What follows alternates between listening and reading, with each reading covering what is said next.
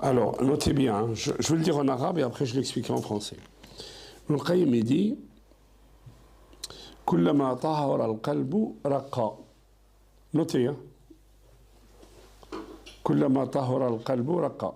À chaque fois que le cœur se purifie, qu'est-ce qu'il devient? Raq, ça veut dire qu'il devient, hein, il s'adoucit, il devient plus tendre. Ok? Ok.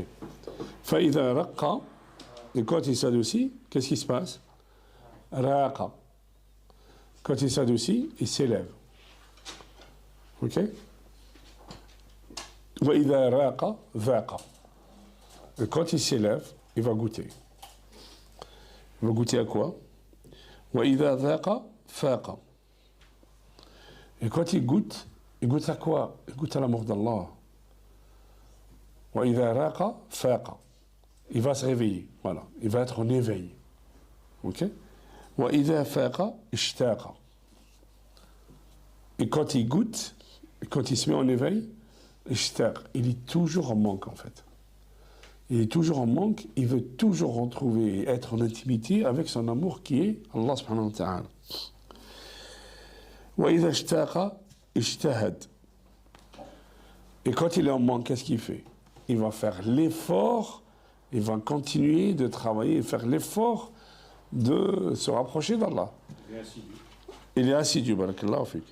وإذا اجتهد هبت عليه نسائم الجنة.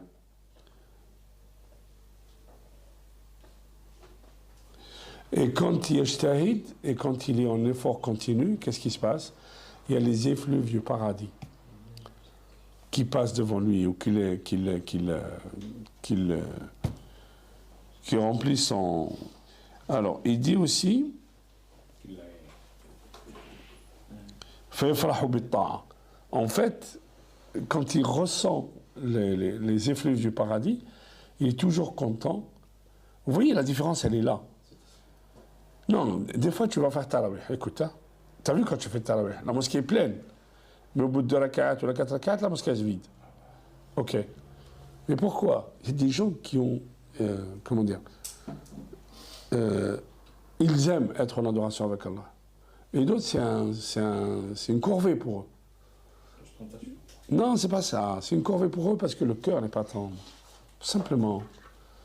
Tu peux pas courir le marathon si tu n'as pas travaillé avant. Tu t'es pas entraîné. Tu peux pas suivre 2 hizb ou 4 hizb si tu n'es pas entraîné avant. C'est trop dur pour toi. Par contre, quelqu'un dont le cœur est tendre, qui est en intimité avec Allah, qui aime Allah subhanahu wa ta'ala, qui ressent les effluves du paradis, quand il adore Allah subhanahu wa ta'ala, il aime l'adoration. Vous voyez? Ok. J'ai perdu le truc. Ouais, voilà. Alors, notez aussi ومن ذاق عرف ومن عرف اغترف ومن اغترف نال الشرف اللهم اجعلنا ممن راقوا. Et celui qui goûte, il va connaître. Et celui qui connaît اغترف, celui qui connaît Allah subhanahu wa ta'ala, il va ici اغترف. Ouais, voilà, il va se servir. Ok? اغترف ومن اغترف نال الشرف. Il va être honoré par Allah subhanahu wa ta'ala. Ok?